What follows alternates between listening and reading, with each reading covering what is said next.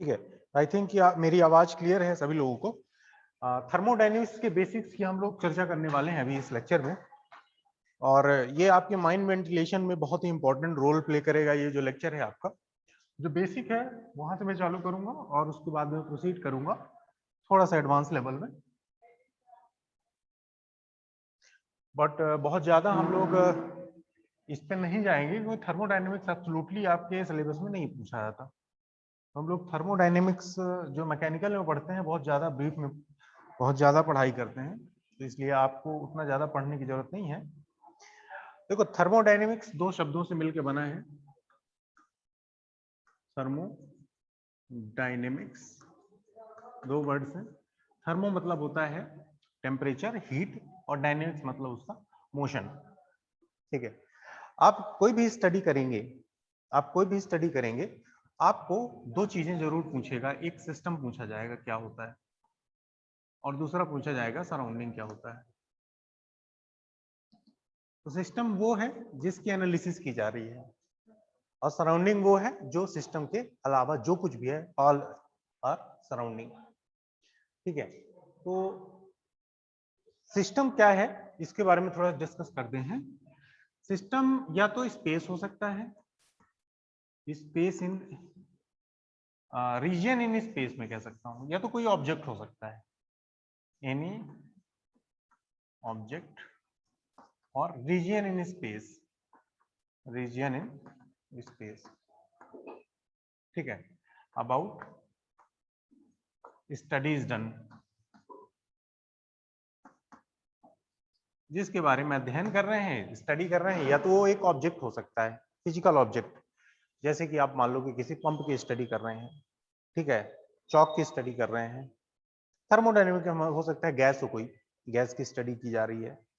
हो सकता है वाटर है, वो फ्लो हो रहा है, उसकी स्टडी करी जा रही है। These are all system. But region in space क्या है कि अगर मैं कंसीडर करूं कि इस स्पेस के इस क्यूब में, क्यूबिकल एक एलिमेंट है, उसमें से कितना पानी गया और कितना बाहर निकला, बस उस एलिमेंट की स्टडी करनी है। यहाँ से कितना पानी गया, कितना बाहर आया, पानी की एनालिसिस नहीं की जा रही, उस स्पेस में गुजरने वाले पानी की एनालिसिस की जा रही है। वो सिस्टम हमारा उस टाइप पे हो जाएगा उस पर्टिकुलर टाइम पे। सिस्टम के बाद सराउंडिंग जो है, इसमें स्टडी इंपॉर्टेंट टर्म है, अभी आगे बताऊंगा। Everything except, everything except system called surrounding.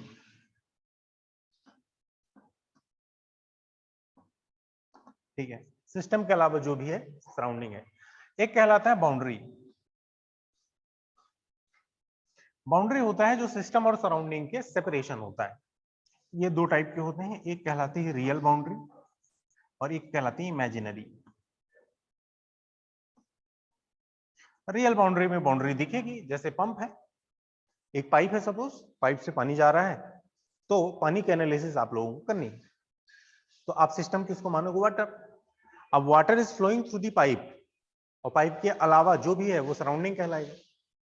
अब सराउंडिंग भी एक होता है इमीडिएट सराउंडिंग, डायरेक्ट। जैसे मान लो यहाँ आग जल रही है बगल में, आग हमारा सिस्टम, आग सिस्टम है, और बाकी जो चारों तरफ के एनवायरमेंट है वो सारा सराउंडिंग है।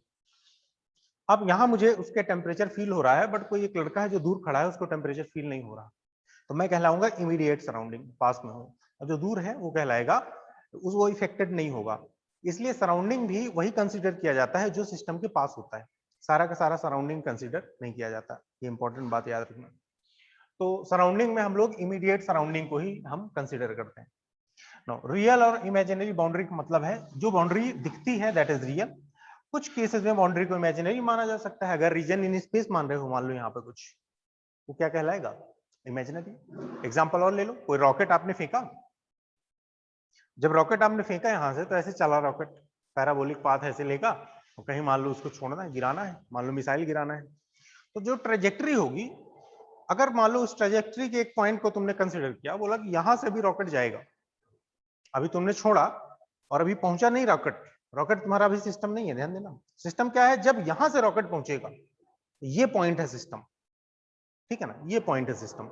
रॉकेट अभी यहां है, बट सिस्टम हमारा क्या है, अभी इस पॉइंट की एनालिसिस की जा रही है, यहां से भी पास करेगा रॉकेट।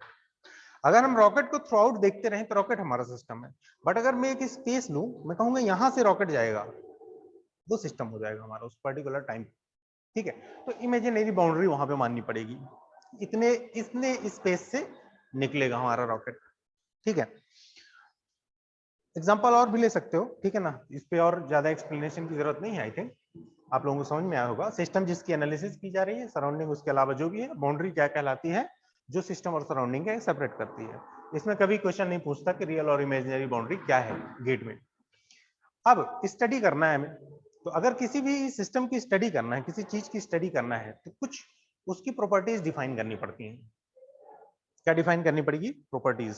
तो अगला टर्म है उसको बोलेंगे हम लोग प्रॉपर्टी।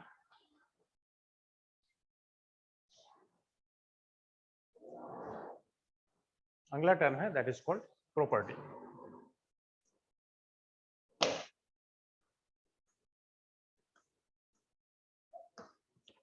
जैसे मान लो इसका एग्जांपल हम लोग ले लेते हैं कि कोई बच्चा है और वो उसके बारे में स्टडी करनी है, तो स्टूडेंट है कोई मान लो, तो वो कहलाएगा सिस्टम, मेरे लिए वो सिस्टम है, बाकी सारी चीजें सराउंडिंग है। ठीक, अब बच्चे की एनालिसिस करना है तो मुझे उसकी कुछ बेसिक प्रॉपर्टीज के बारे में बता दूंगा, तो मुझे पता चल जाएगा कि वो लड़का कैसा है एग्जैक्टली। तो मैं पहले से ही कॉलम बना लूंगा, मैं कहूंगा उसका नाम, उसका address, father's name, age, date of birth, और उसका नेचर थोड़ा सा। तो नेचर में आप कह दो कि गुस्सा आता है कि नहीं, शांत है, मीडियम वाला है, पढ़ने में कैसा है, पढ़ने में कैसा है तो उसके मार्क्स 10th में कितने हैं, 12th में कितने हैं, ये उसकी प्रॉपर्टीज हो गई। अब देखो प्रॉपर्टीज निकालने के लिए पहले से मैं प्री डिफाइंड क्वेश्चन से, मेरे नाम क्या है, ठीक है ना, परसेंटेज कितने हैं, तो उनका मैं कॉलम इधर भरता जाऊंगा तो उसकी प्रॉपर्टी आ जाएंगी। पर प्रॉपर्टी के लिए कुछ प्री डिफाइंड टर्म्स होने चाहिए ना, तो प्रॉपर्टी है कैरेक्टरिस्टिक ऑफ सिस्टम को बताने के लिए है। It gives characteristics of the system. System की कैरेक्टरिस्टिक बताने के लिए प्रॉपर्टी का इस्तेमाल किया जाता है। अब कौन कौन सी प्रॉपर्टी होती है? तो प्रॉपर्टी दो टाइप की होती है, एक कहलाती है इंटेंसिव प्रॉपर्टी और दूसरी कहलाती है extensive property. Intensive, I N लिखा है ना, ये कहलाती है independent of mass, independent of mass, ये मास में डिपेंड नहीं करती। और एक्सटेंसिव है dependent of mass, dependent on mass. अब कौन कौन सी ऐसी प्रॉपर्टी है जो मास पे डिपेंड नहीं करते? जैसे डेंसिटी है, डेंसिटी मास पे डिपेंड नहीं करती। किसी मटेरियल की, मान लो डस्टर है, तो इसका मैंने कहा घनत्व, तो डेंसिटी कितना है, आप सीधे एक वैल्यू बताओगे, चाहे 100 किलो हो चाहे 1 किलो हो, वो वेरी नहीं करेगा, चेंज नहीं होगा। डिपेंडेंट ऑन द मास, मास पे कौन सी प्रॉपर्टी है जो डिपेंड करेगी? वॉल्यूम डिपेंड करेगा क्या? हाँ बिल्कुल। अच्छा, टेम्परेचर क्या मास पे डिपेंड करेगा? नहीं। तो टेम्परेचर कैसा है? इंडिपेंडेंट है। एंथैल्पी क्या है? डिपेंडेंट। एंट्रोपी क्या है? डिपेंडेंट। ठीक है, अगर मैं बोलूं एंथैल्पी पर यूनिट मास, तो मास तो फिक्स हो गया, एक यूनिट मास का तो फिक्स रहेगा, उसको बोलते हैं हम लोग स्पेसिफिक एंथैल्पी, स्पेसिफिक एंथैल्पी। ध्यान देना, स्पेसिफिक वर्ड का मतलब होता है enthalpy per unit mass. 1 kilo का मैं एंथैल्पी पूछूंगा, 1 किलो से मुझे ज्यादा का नहीं चाहिए, उसको बोलते हैं हम लोग स्पेसिफिक एंथैल्पी।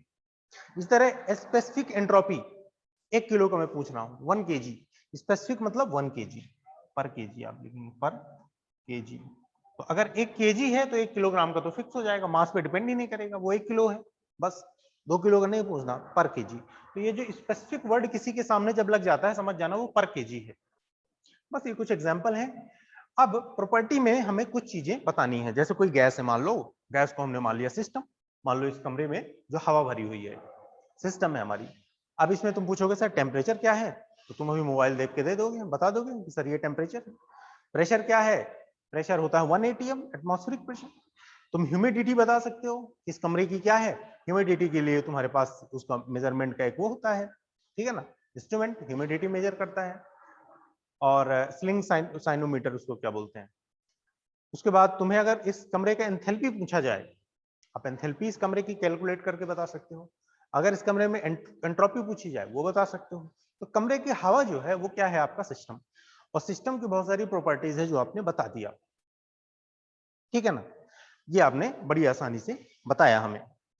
अब जो है ये प्रॉपर्टीज जो है डिफाइन हो गई। इसके आगे जो है इंपॉर्टेंट चीज है उसको हम लोग देखते हैं। एक टर्म कहलाता है, उसको बोलते हैं हम लोग थर्मोडायनेमिक इक्विलिब्रियम। इसको समझ लेते हैं, मैं इसको मिटा रहा हूं। थर्मोडायनेमिक इक्विलिब्रियम ये क्या होता है।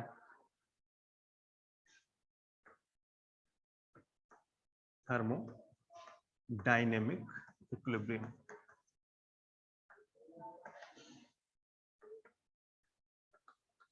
ठीक है।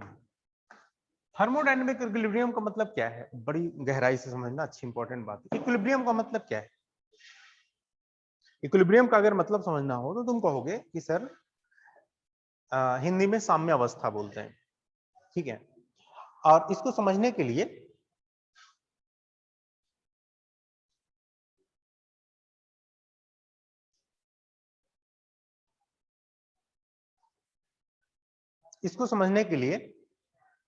तीन बातों को हम लोग समझेंगे। पहला कहलाता है, उसको बोलते हैं हम लोग थर्मल इक्विलिब्रियम। अभी थर्मल इक्विलिब्रियम को समझ लेते हैं।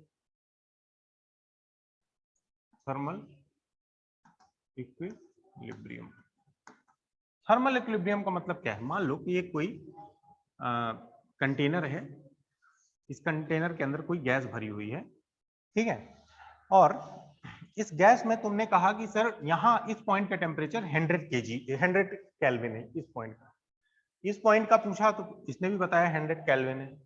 इस पॉइंट का पूछा इसने भी बताया 100 केल्विन है। इस पॉइंट का पूछा इस पॉइंट में भी 100 केल्विन है। मतलब इस सिस्टम के अंदर, सिस्टम एक है, इस पूरे एक सिस्टम के अंदर एक ही टेम्परेचर है, कहीं टेम्परेचर डिफरेंस नहीं है। जैसे इस कमरे में मान लो कि एसी चल रहा है, मान लो ऊपर, तो जहां एसी चल रहा होगा वहां से ठंडी हवा आ रही होगी। जहां ठंडी हवा फेंकी जा रही होगी उस पर्टिकुलर रीजन में अगर देखो उसी कमरे के अंदर तो ठंडा रहेगा, और दूसरे कॉर्नर में चले जाओ गर्म रहेगा उसके रिलेटिवली। आप बोलेंगे सर ये थर्मोडायनेमिक इक्विलिब्रियम नहीं है। अगर पूरा का पूरा कमरा हमारा सिस्टम है, इसकी पूरी पूरी हवा हमारी सिस्टम है, तो ये थर्मोडायनेमिक इक्विलिब्रियम नहीं है, ठीक है। अब कहोगे सर अभी आपने सिस्टम के टाइप नहीं बताए, तो हम 3 टाइप के सिस्टम यही बता रहा हूं, मैंने पहले नहीं बताया जानबूझ के। तो सिस्टम अगर देखा जाए तो तुम्हारे 3 टाइप के हैं। एक कहलाता है ओपन सिस्टम, एक कहलाता है क्लोज्ड सिस्टम, और तीसरा कहलाता है आइसोलेटेड सिस्टम। ओपन सिस्टम क्या होते हैं, दो बातें हैं, एक कहलाता है मास, एक कहलाता है एनर्जी। ओपन सिस्टम में मास और एनर्जी, मास भी ट्रांसफर हो सकता है और एनर्जी भी ट्रांसफर हो सकती है।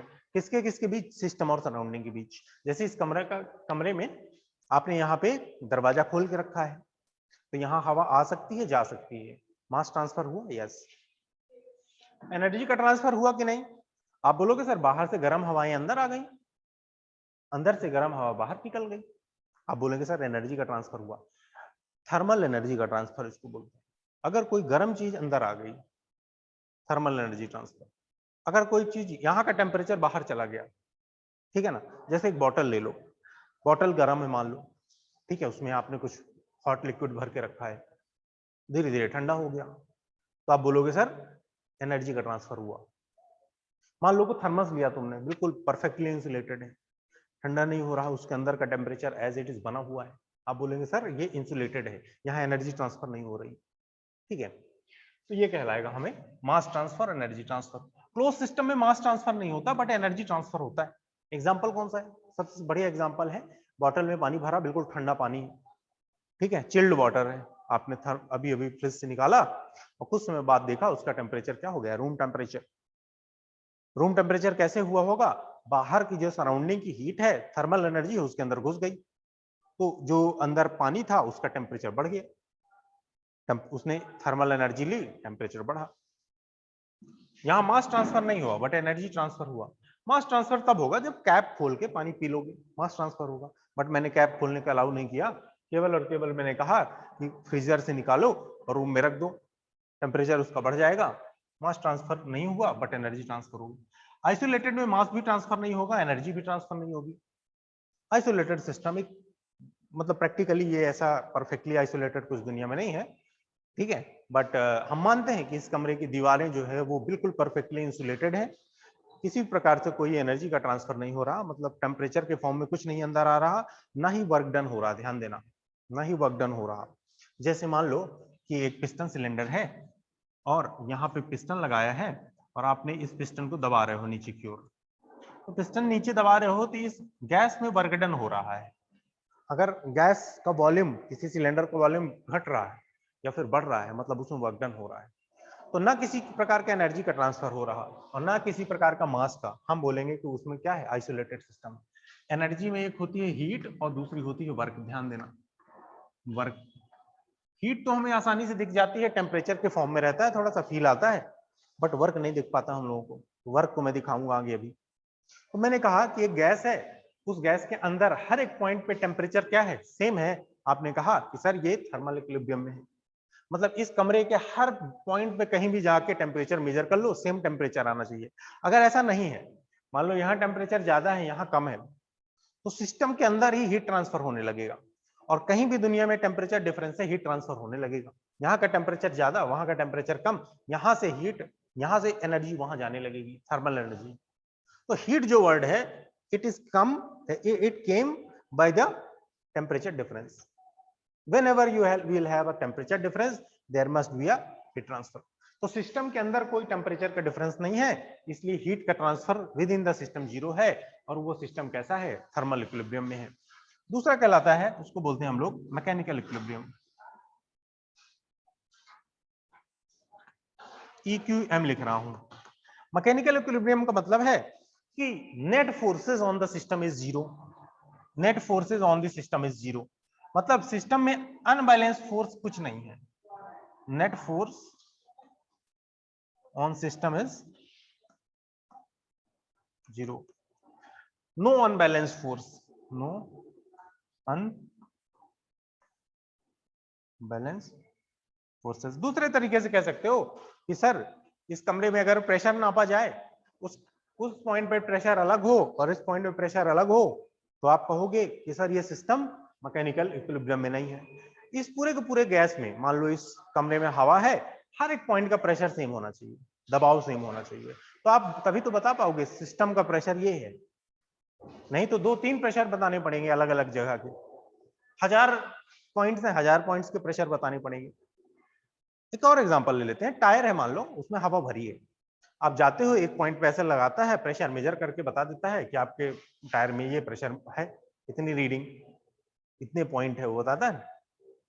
अब टायर के हर पॉइंट में थोड़ी वो मेजर करता है, पर क्या कह सकते हो कि जिस पॉइंट पे वो टायर रखा हुआ है उसी पॉइंट पे मेजर किया उसने प्रेशर, दूसरे पॉइंट पे हो सकता है प्रेशर अलग हो, बट वो कहता है कि सभी जगह सेम होगा, तो इसलिए टायर का प्रेशर ये है आपका, भर देता हूं उस हिसाब से गाड़ी, ठीक है ना। तो मैकेनिकल इक्विलिब्रियम का मतलब है net force on the zero. तीसरा कहलाता है केमिकल इक्विलिब्रियम, समझ गए होंगे, केमिकल रिएक्शन नहीं हो रही, no chemical reaction taking place, no chemical reaction taking place, कोई केमिकल रिएक्शन सिस्टम में नहीं हो रहा। जब केमिकल रिएक्शन सिस्टम में नहीं होगी तो कोई एनर्जी भी नहीं निकलेगी। कई बार केमिकल रिएक्शन से एनर्जी बाहर रिलीज होती है और इंडोथर्मिक रिएक्शन हुई तो एनर्जी अंदर आ जाती है, कोई केमिकल रिएक्शन नहीं हुई, ठीक है। तो ये बात रही यहाँ पे। अब दो बातें हैं बड़ी इंपॉर्टेंट है, एक कहलाता है क्वासी, एक कहलाता है स्टेट ऑफ द सिस्टम, बहुत इंपॉर्टेंट चीज है। आप इसको इसका स्क्रीनशॉट ले लो, इसके आगे मैं मूव करूं फिर। अगर आपको कुछ बोलना हो तो आप एक बार चैट बॉक्स में लिख दें, मैं समझ जाऊंगा कुछ बोलना चाह रहे हो, बिकॉज मेरे पास माइक की व्यवस्था भी नहीं है, इसलिए मैं आपकी आवाज नहीं सुन पा रहा। अब यहाँ पे बहुत इंपॉर्टेंट एक डिस्कशन चलने वाला है, उसको बोलते हैं हम लोग state of the system. State of the system. तो शुरू से मैं बता दूं मैंने क्या क्या डिस्कस किया। मैंने कहा कि एक सिस्टम है। सिस्टम क्या होता है मैंने आपको बताया कि जिस पर स्टडी करनी है। फिर मैंने आपको बताया 3 प्रकार के सिस्टम होते हैं, ओपन, क्लोज और आइसोलेटेड। ओपन सिस्टम में मैंने कहा कि एनर्जी का ट्रांसफर तो हो सकता है ओपन सिस्टम में, और मास का ट्रांसफर भी हो सकता है। बाउंड्री से इधर उधर एनर्जी मास सब जा सकते हैं। एनर्जी मैंने कहा 2 टाइप से जा सकती है, एक तो वर्क के फॉर्म में जा सकती है, एक हीट के फॉर्म में जा सकती है। वर्क के फॉर्म में मैंने आपको पिस्टन चला के दिखाया कि अगर बाउंड्री मूव कर रही है मतलब वर्क डन हो रहा है, या फिर पैडल अगर चल रहा है, पैडल का भी एग्जांपल मैं देने वाला हूं आगे, वो होगा वर्क। या फिर हीट का मतलब है कि टेम्परेचर या तो घट रहा है या तो बढ़ रहा है सिस्टम का। सिस्टम के अंदर गैस भरी हुई है, वो सिस्टम है। सिस्टम के अंदर गैस भरी हुई है। जैसे कहीं अगर लिखा है पिस्टन सिलेंडर अरेंजमेंट, तो पिस्टन सिलेंडर अरेंजमेंट वो मटेरियल पिस्टन का सिस्टम नहीं है, सिस्टम है उसके अंदर की गैस, उसके अंदर का अगर वाटर भरा है तो वाटर। सिस्टम जरूर डिफाइन करना है हम लोगों को, ठीक है। पंप मान लो कह रहा है सिस्टम है, कहीं पंप सिस्टम नहीं है, पंप का मटेरियल सिस्टम नहीं है। पंप से फ्लो होने वाला जो मटेरियल है वो सिस्टम। पंप क्या करता है, प्रेशर बढ़ाता है, किसका, लिक्विड का, लिक्विड वहां पे सिस्टम। यहाँ पे स्टेट ऑफ द सिस्टम की मैं बात कर रहा हूं, तो मैं क्या कहने वाला हूं state of the system. Suppose कि यहाँ पे आपने एक पिस्टन सिलेंडर अरेंजमेंट बना के रखा है, इसके अंदर मान लो कि गैस भरी हुई है। इस गैस का प्रेशर है P, टेम्परेचर है T, एंथैल्पी है H, एंट्रोपी है S, और स्पेसिफिक वॉल्यूम है V, एक ही वॉल्यूम है V। आपने प्रेशर बता दिया, टेम्परेचर बता दिया, एंथैल्पी बता दिया, एंट्रोपी बता दिया और वॉल्यूम बता दिया। एंथैल्पी एंट्रोपी वगैरह मैं डिफाइन करूंगा, प्रेशर भी अभी डिफाइन करने वाला हूं, टेम्परेचर भी डिफाइन करने वाला हूं, ठीक है ना। हालांकि आप लोग प्रेशर जानते होंगे, प्रेशर क्या होता है, force per unit area. Temperature भी जानते होंगे somehow, measurement of the degree of hotness and coldness, इस टाइप से आप समझते हो। एंथैल्पी अभी मैं बताने वाला हूं आगे, एंट्रोपी भी बताऊंगा, और वॉल्यूम सब लोग जानते हैं, मीटर क्यूब, ठीक है। आपने सब चीजें बता दी। जब आप प्रेशर बता रहे हो तो नापा होगा आपने, सिस्टम अभी इक्विलिब्रियम में है, तभी आप ये तीनों चीज बता पाएंगे। मान लो सिस्टम इक्विलिब्रियम में नहीं, तो क्या तीनों चीज बता पाएंगे, आप नहीं बता पाएंगे। मान लो सिस्टम थर्मल इक्विलिब्रियम में नहीं है, तो यहाँ का टेम्परेचर कुछ है अलग, यहाँ का अलग, दो लोग अलग अलग टेम्परेचर बताएंगे एक ही सिस्टम का। आप बोलोगे sir state of the system अभी फिक्स नहीं है। जब स्टेट ऑफ द सिस्टम तभी फिक्स होगा जब आपका क्या हो जाएगा, इक्विलिब्रियम में होगा सिस्टम। तो state of the system always defined for equilibrium, for equilibrium, EQM मतलब इक्विलिब्रियम। कोई सिस्टम का स्टेट तभी डिफाइन होगा जब वो इक्विलिब्रियम में होगा, ये बिल्कुल आप ध्यान रखिएगा ये वाली बात। Pressure, temperature, enthalpy, entropy, specific volume, मैंने कुछ कुछ वैल्यू बता दी, आपने बोला ये this is the state of the system. तो कैरेक्टरिस्टिक ऑफ द सिस्टम जो आप बता देते हो, ये सब कैरेक्टरिस्टिक है, ये जब बता देते हो, प्रेशर ये, टेम्परेचर ये, एंथैल्पी ये, एंट्रोपी ये, वो स्टेट कहलाएगा। अभी सिस्टम इस स्टेट में, स्टेट बदला, मान लो ये स्टेट 1 है, 1 है, सब 1 है, P1, T1, H1, S1, और स्टेट हो गया P2, T2, H2, S2 और V2। कुछ देर बाद स्टेट 2 कैसे हुआ होगा, या तो हीट ट्रांसफर हुई होगी या तो वर्क ट्रांसफर हुआ होगा, या तो हीट ट्रांसफर हुई होगी या तो वर्क ट्रांसफर हुआ होगा, दो में से कोई एक चीज ट्रांसफर हुई होगी, इसलिए आपका स्टेट बदला। सिस्टम ने या तो हीट लिया होगा या तो दिया होगा बाहर सराउंडिंग को, या तो वर्क सिस्टम ने किया होगा या तो वर्क सिस्टम पर हुआ होगा, या तो पिस्टन नीचे दबाया गया होगा, work done on the system gas के ऊपर, या तो गैस एक्सपांड हुई होगी, फैली होगी और ये पिस्टन ऊपर गया होगा, दो में से एक केस होगा। ये सब हुआ होगा, इसलिए स्टेट बदला। जब सिस्टम के स्टेट बदला तो उसको बोलते हैं प्रोसेस। क्या बोलते हैं, प्रोसेस। एक स्टेट से जब दूसरे स्टेट में सिस्टम जाएगा उसको प्रोसेस बोलेंगे। मैं फिर बता रहा हूं, स्टेट का मतलब है कि कैरेक्टरिस्टिक को बता दो, प्रेशर, टेम्परेचर, ये सब क्या है, बोलोगे अभी ये स्टेट में है। जैसे एक लड़का है अभी क्लासरूम में बैठा है, बोलोगे स्टेट 1, बड़ा शांत सा लड़का है, बड़ा अच्छा मृदुल स्वभाव है और सर सर करके बात करता है। स्टेट 2, जैसे ही क्लासरूम से निकला, बाहर गया, 10-15 दोस्त थे उसके, जलवे हो गए उसके अचानक से, ठीक है ना, दोस्त आ गए चारों तरफ से और सर ऐसे बगल से निकल रहे हैं और लड़का ऐसे करके निकल रहा है, हाँ देख लेंगे। स्टेट 2 क्या हो गया, प्रोसेस। कुछ ना कुछ ट्रांसफर हुआ होगा इस दौरान, या तो दोस्त आ गए होंगे, या तो गर्लफ्रेंड निकल रही होगी, कुछ ना कुछ ऐसी व्यवस्था हुई होगी जिस वजह से उसका स्टेट बदला है। इसको बोलते हैं प्रोसेस। ठीक है, तो स्टेट 1 से लेके स्टेट 2 तक जब सिस्टम जाएगा उसको प्रोसेस बोलेंगे। अब बहुत ही ध्यान से देखना, प्रोसेस दो प्रकार से हो सकती है, एक क्वासी स्टैटिक, एक नॉन क्वासी स्टैटिक। ध्यान देना, इसको आप पूरा नोट कर लो, इसके बाद में आगे बताने वाला हूं। एक कहलाता है क्वासी स्टैटिक, दूसरा नॉन क्वासी स्टैटिक। थोड़ा सा एक बात का आप लोगों को ध्यान रखना है, यहाँ पे इस समय क्या है कि ये जो हम लोग जिस ऐप का इस्तेमाल कर रहे हैं, यहाँ 1 आवर का परमिशन रहता है, सॉरी 40 मिनट का। एक मीटिंग 40 मिनट तक हो सकती है और उसके बाद वो अपने आप ब्रेक हो जाएगी, और उसके लिए एक सब्सक्रिप्शन लेना पड़ता है। हम लोगों ने लिया था अभी सब्सक्रिप्शन, अभी फिलहाल वो खत्म है, इसलिए अभी 40 मिनट में ये मीटिंग खत्म हो जाएगी फिलहाल। इसलिए मैं 40 मिनट के बाद अगेन आपको रिज्वाइन करना पड़ेगा सारे लोगों को। तो ये इसका समय अभी चल रहा है, आई थिंक आप लोगों को भी दिख रहा है क्या? 7 मिनट बाकी है, 7 मिनट बाद ये मीटिंग खत्म हो जाएगी। अभी 7 मिनट के बाद फिर एक बार आप ज्वाइन करेंगे, या फिर हम लोग कल करेंगे, ठीक है ना, दो में से एक करेंगे। मैं तो चाह रहा हूं कि अपन, अभी समय क्या हुआ, 3:33 है, अपन कर सकते हैं, एक बार और कर सकते हैं, कोई दिक्कत नहीं है।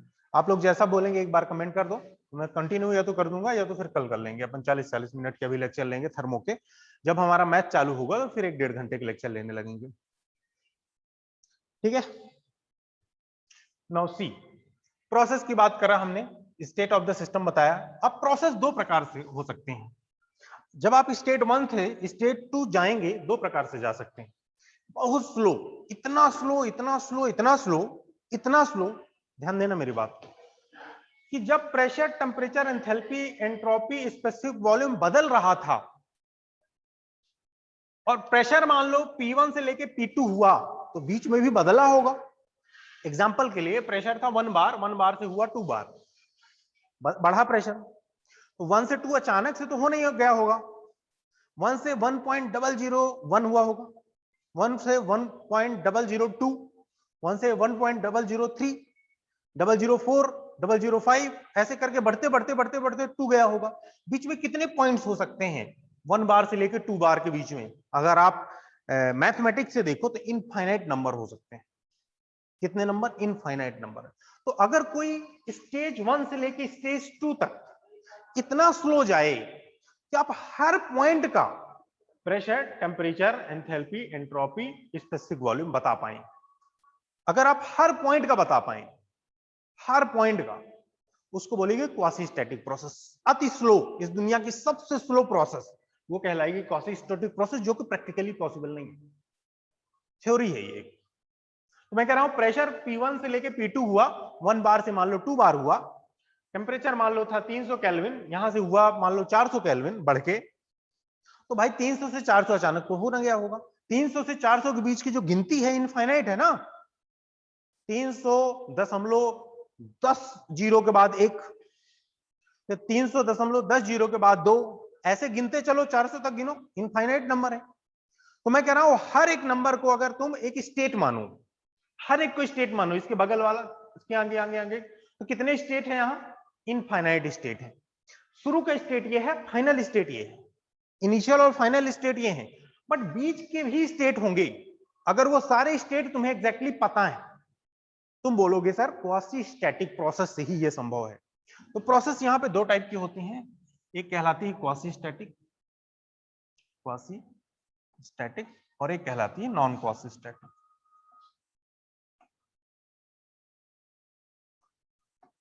दो प्रकार की प्रोसेस हो गई, क्वासी स्टैटिक और non quasi static process.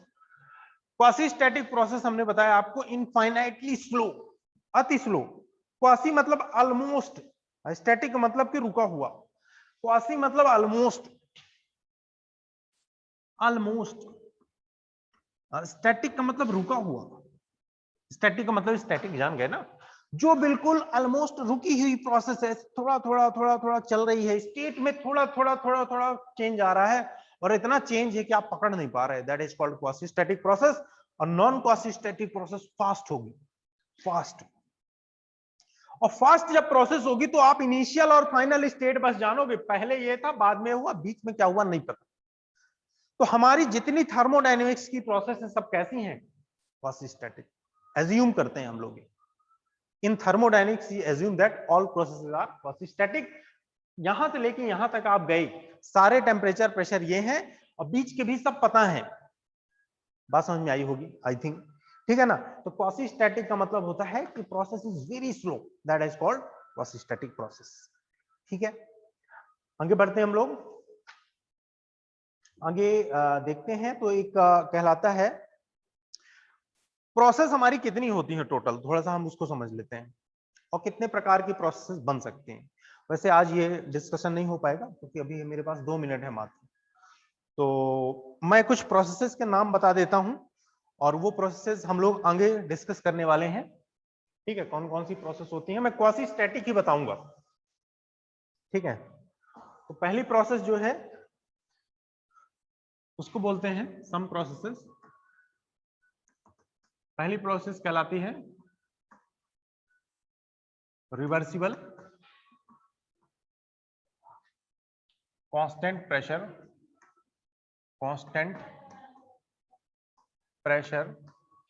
Process.